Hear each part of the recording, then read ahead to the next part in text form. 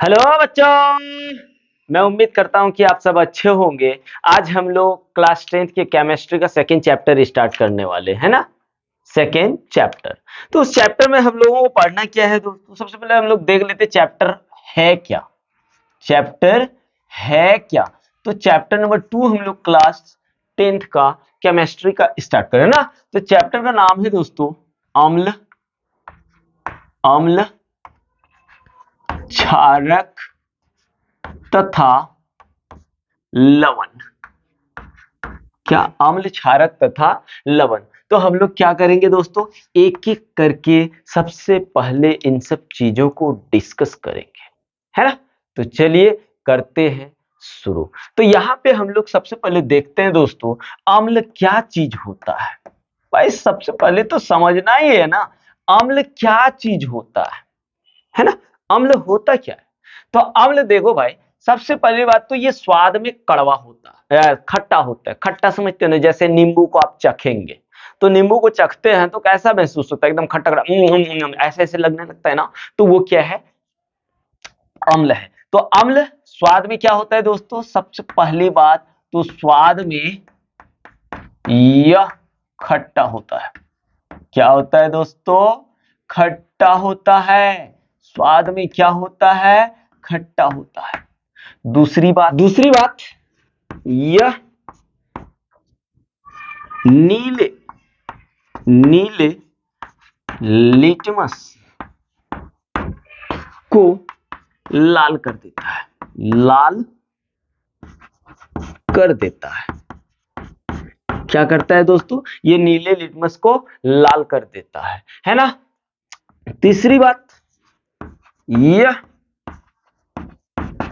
जलीय विलयन में H प्लस आयन देता है। H प्लस आयन देता है। H प्लस आयन देता है।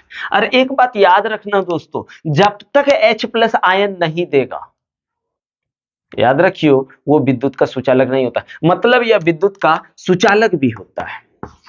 यह विद्युत का सुचालक होता है।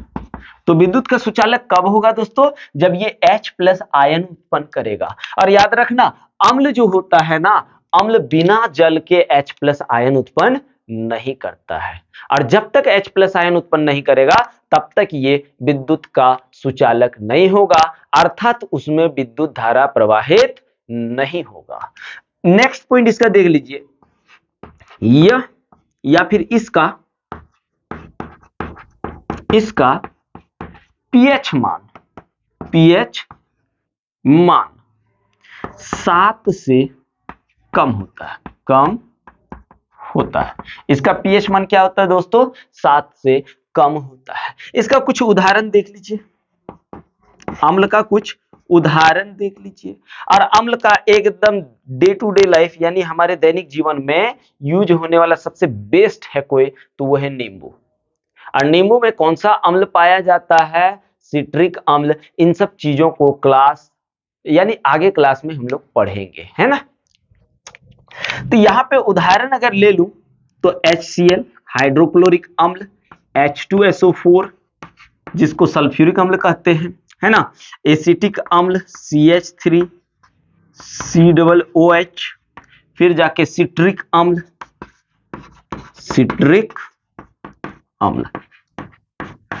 आदि। क्या है ना दोस्तों, सिट्रिक अम्ल का फॉर्मूला जरूरी नहीं होता है, बस इतना याद रखिए। सिट्रिक अम्ल जो होता है ये नींबू में पाया जाता है, नींबू के रस में पाया जाता है ना। तो आइए यहां पे कुछ देख लीजिए। इतना जो हमने अम्ल लिखा, बहुत सारा अम्ल होता है, लेकिन हमने कुछ मेन अम्लों को लिया हुआ है। तो इसमें से एक चीज देख लीजिएगा कि H2SO4 जो होता है, सल्फ्यूरिक अम्ल जो होता है, इसको क्या बोलते हैं? सल्फ्यूरिक अम्ल। सल्फ्यूरिक अम्ल सबसे प्रबल अम्ल होता है। क्या होता है भाई? प्रबल अम्ल होता है। और इसे अम्लों का राजा भी कहा जाता है। क्या कहा जाता है? और इसे अम्लों अम्लों का राजा कहा जाता है। क्या कहा जाता है? अम्लों का राजा कहा जाता है। यानी H2SO4 की बात करें तो ये अम्लों का राजा है। दूसरी बात, सर हमने तो परबल अम्ल की बात समझ लिए। परबल का मतलब क्या होता है दोस्तों? स्ट्रॉन्ग, मजबूत, है ना। तो सर सबसे कमजोर अम्ल क्या हो सकता है? तो यार यहां पे लेते हैं सबसे दुर्बल अम्ल। दुर्बल मीन्स कमजोर, हाँ, दुर्बल अम्ल CH3COOH मतलब एसिटिक अम्ल होता है। तो सर हमको कैसे पता चलेगा कि ये परबल अम्ल है और ये दुर्बल अम्ल है? दोस्तों जो H प्लस आयन अधिक मात्रा में उत्पन्न करेगा वो परबल अम्ल कहा जाएगा, अर्थात जिसमें H प्लस आयन बहुत अधिक मात्रा में हो। और जिसमें H प्लस आयन कम मात्रा में उत्पन्न करे उसको हम लोग क्या कहते हैं? दुर्बल अम्ल कहते हैं, है ना। तो आइए देखते हैं अम्ल कितने प्रकार के होते हैं। अम्ल कितने प्रकार के होते हैं? अम्ल के प्रकार तो भाई क्या है ना, अम्ल दो प्रकार के होते हैं। अम्ल कितने प्रकार के होते हैं? दो प्रकार के होते हैं। एक होता है ऑक्सी अम्ल, और भाई दूसरा जो होता है ना वो होता है हाइड्रा अम्ल। आइए इन सब चीजों को भी थोड़ा बढ़िया से समझ लेते हैं। तो ऑक्सी अम्ल किसको बोलते हैं सर? तो ऑक्सी अम्ल किसको बोलते हैं? तो लिख लेते हैं इसको, है ना। यानी जिस अम्ल में हाइड्रोजन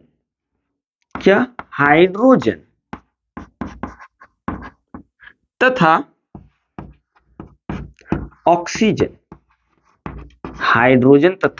ऑक्सीजन दोनों उपस्थित हो। क्या हो दोस्तों?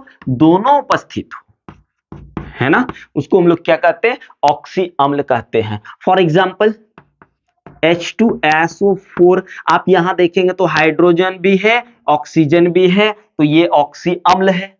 अगर बोलूं KOH, सॉरी ये अम्ल नहीं हुआ। अगर बोलूं HCl तो नहीं होगा क्योंकि इसमें ऑक्सीजन नहीं है। अगर बोलूं ये CH3COOH, आप देखिए यहाँ पे हाइड्रोजन भी है और ऑक्सीजन भी है, और जिस अम्ल में हाइड्रोजन और ऑक्सीजन दोनों हो उसको क्या कहते हैं दोस्तों?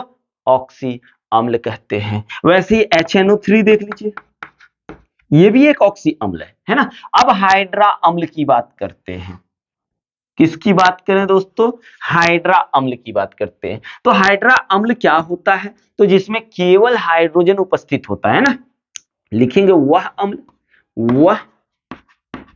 अम्ल जिसमें केवल हाइड्रोजन, क्या दोस्तों? हाइड्रोजन, जिसमें केवल हाइड्रोजन उपस्थित हो, है ना, उसे हम लोग क्या कहते हैं? हाइड्रा अम्ल कहते हैं। इसका एग्जाम्पल अगर देखूं तो आप देख लीजिए हाइड्रोक्लोरिक अम्ल।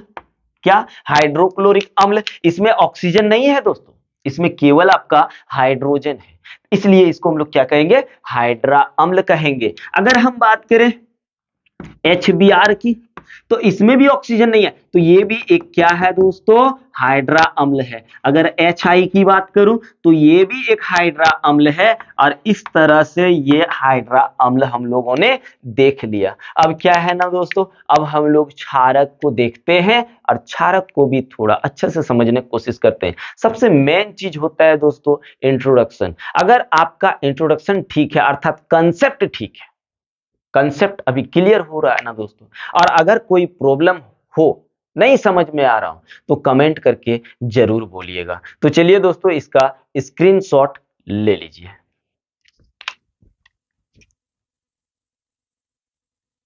तो आइए दोस्तों देखते हैं अम्ल में से कुछ ऐसे अम्ल हैं जिसको हम लोग सांद्र अम्ल भी बोलते हैं।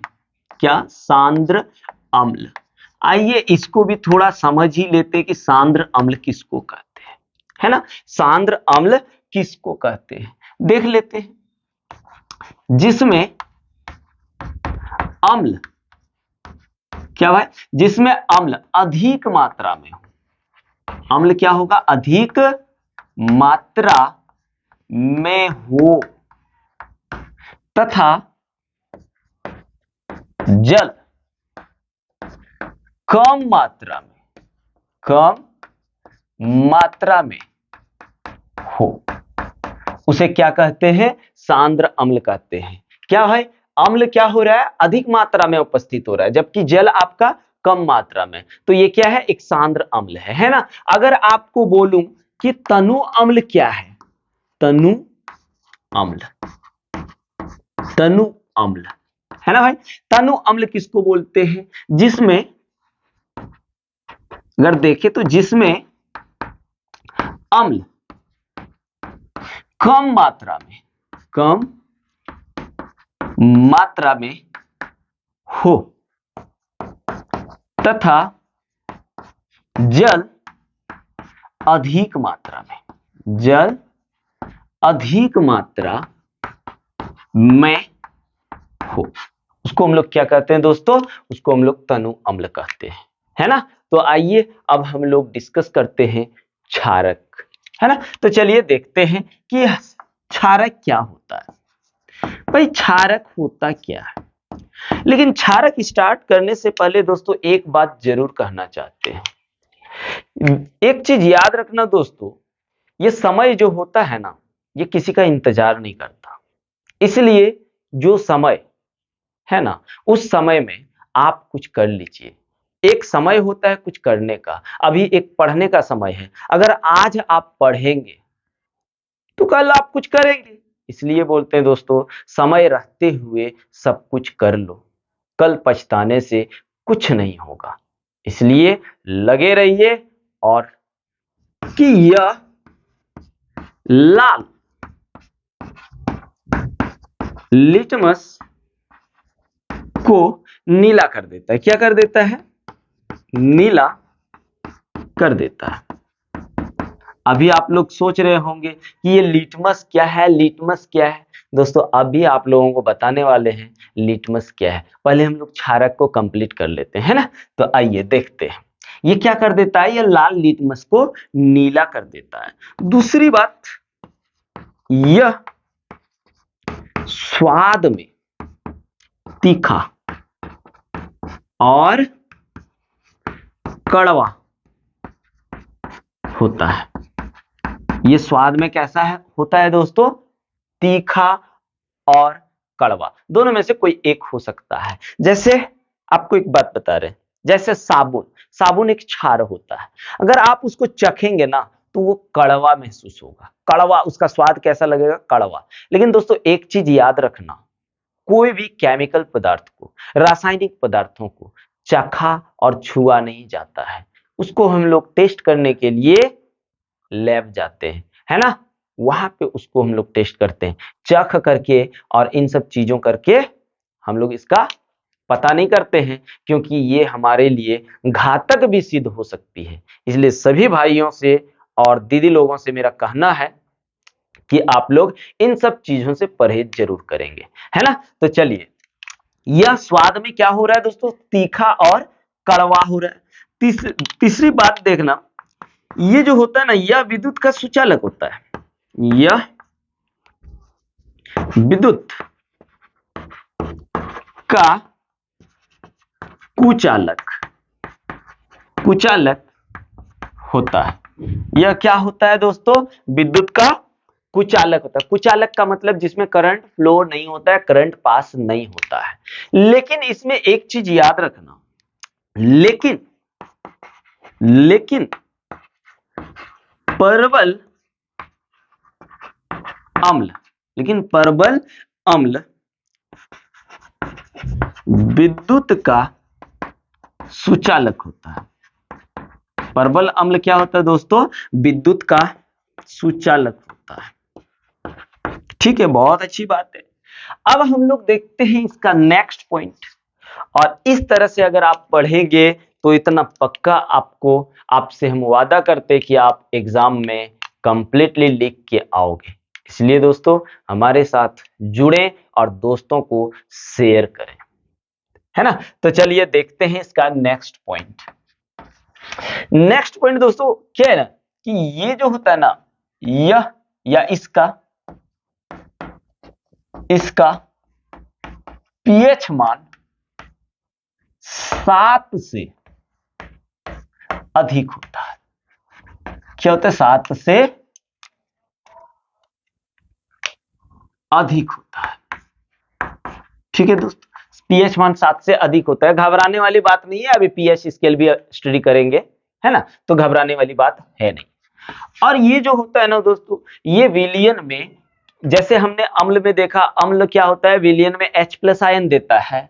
और क्षारक जो होता है ना, क्षारक जलीय विलियन में OH- आयन देता है। विलियन में क्या देता है दोस्तों? OH- आयन देता है। अगर बात करें इसका उदाहरण की बात करें तो आप देख लीजिए, sodium hydroxide, potassium hydroxide, ammonium hydroxide, ये सब जो है ना दोस्तों, आदि कर देते हैं, ये सब जो है ना, ये सब क्षारक है। और अगर बोलूं कि सबसे प्रबल क्षारक कौन होता है, तो इसको भी पढ़ लो क्योंकि काम आने वाला है दोस्तों। केवल हम लोग 10th बोर्ड कंप्लीट करके थोड़े ना छोड़ देंगे, अभी हम लोगों को जॉब भी लेना है ना, जॉब करना है, पैसा कमाना है, माँ बाप को सुखी से रखना है, बाल बच्चे को अच्छा से रखना है, बाल बच्चों को IAS IPS doctor engineer professor बनाना है। इसलिए अभी हम लोग मेहनत करेंगे तब ना आगे की सोच सकते हैं। और यदि आज ही हम लोग मेहनत नहीं करेंगे तो क्या करेंगे? ले ले भाई ले ले, पुदीना मिर्चा यही सब करेंगे, है ना। इसलिए ये सब करने का नहीं सोचना है, हम लोगों को अच्छा इंसान बनना है दोस्तों। और अच्छा इंसान बनाने वाला एक ही चीज होता है जिसका नाम है एजुकेशन। इसलिए पहले एजुकेशन प्राप्त करो, अपने आप सारा चीज मिल जाएगा, है ना। तो यहां पे हम लोग देख रहे थे ना, तो सबसे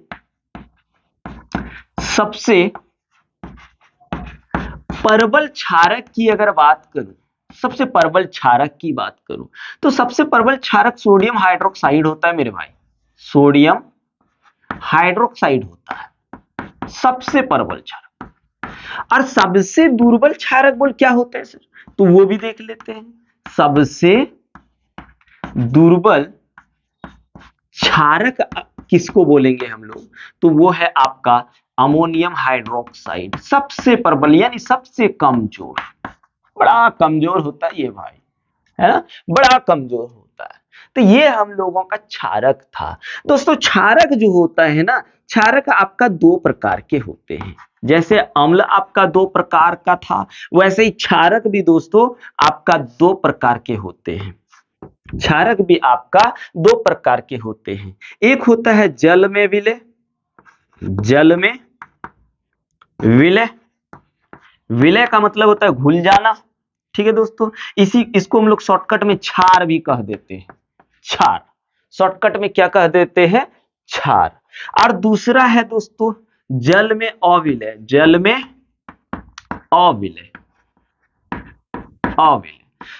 में अविलय होता क्या? देखो, जो जल में घुल जाता है ना दोस्तों, उसको हम लोग बोलते हैं क्षार, अर्थात जल में विलय क्षारक, है ना। इसका सबसे बेस्ट एग्जांपल है sodium hydroxide, potassium hydroxide, ammonium hydroxide, फिर जाके कैल्शियम हाइड्रोक्साइड। सोडियम हाइड्रोक्साइड जो होता है ना, इसको कास्टिक सोडा भी कहते हैं। और ये सोडियम हाइड्रोक्साइड आपका साबुन में पाया जाता है दोस्तों। किस में पाया जाता है? साबुन में पाया जाता है। और कैल्शियम हाइड्रोक्साइड तो हम लोगों को पता है चूना पानी है ना। उसके बाद दोस्तों जल में अविलय क्षारक की अगर बात करूं तो जल में अविलय क्षारक जो होता है ना, ये क्षारक आपका जल में घुलता नहीं है। और दूसरी बात याद रखना, लिख देते हैं, यह जल में अविलय होता है, अविलय होता है। और दूसरी बात, यह क्षार का कोई भी गुण प्रदर्शित नहीं करता है, प्रदर्शित नहीं करता है ना, प्रदर्शित नहीं करता है। इसी को हम लोग क्या बोलते हैं, जल में अविलय क्षारक बोलते हैं। और इसका अगर आप एग्जाम्पल की बात करोगे तो ZnO यानी धात्विक ऑक्साइड जो सब है, और धात्विक ऑक्साइड आपका जल में तो घुलेगा नहीं, है ना, जैसे ZnO, FeO या फिर FeOH होल ट्वाइस आदि कर देते हैं। ये सब जो आपका है, ये सब आपका जल में अविलय है, और ये आपका जल में विलय है, जिसको क्षार कहते हैं। तो चलिए दोस्तों, अब हम लोग लिटमस विलयन को भी समझने की कोशिश करते हैं, क्योंकि लिटमस विलयन कब से आप लोग इंतजार कर रहे कि ये लिटमस विलयन होता क्या है, होता क्या है। तो तब तक इसका स्क्रीनशॉट ले लीजिए, फिर हम लोग देखते हैं लिटमस विलयन को। ले लीजिए।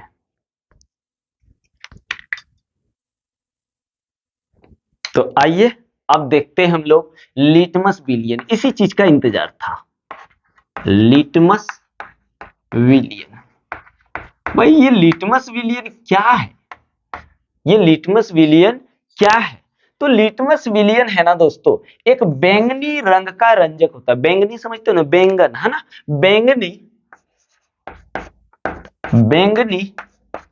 रंग का रंजक होता है जो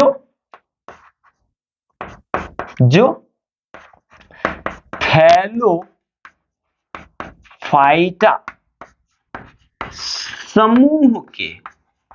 समूह के लिचेन है ना, लिचेन पौधे से प्राप्त किया जाता है।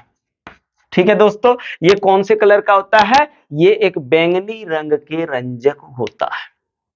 जब ये ना अम्ल होता है ना क्षारक, तब क्या होता है देख लीजिए। जब लिटमस विलयन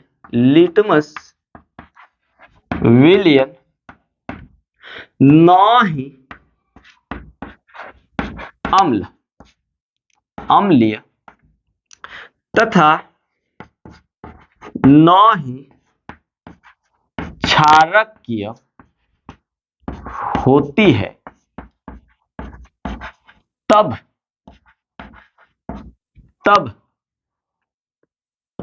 यह बैंगनी रंग का होता है। किस रंग का होता है दोस्तों? बैंगनी रंग का होता है। और लिटमस विलयन की अगर बात करें, तीसरी बात, यह एक सूचक के रूप में उपयोग किया जाता है किसके रूप में दोस्तों? एक सूचक के रूप में। और सूचक का मतलब ये होता है पता करना। सूचक का मतलब क्या होता है? पता करना कि भाई तुम कौन हो, ये कौन है, ये क्षार है या ये अम्ल है या ये लवण है ना। इन सब चीजों को पता करना काम होता है सूचक का।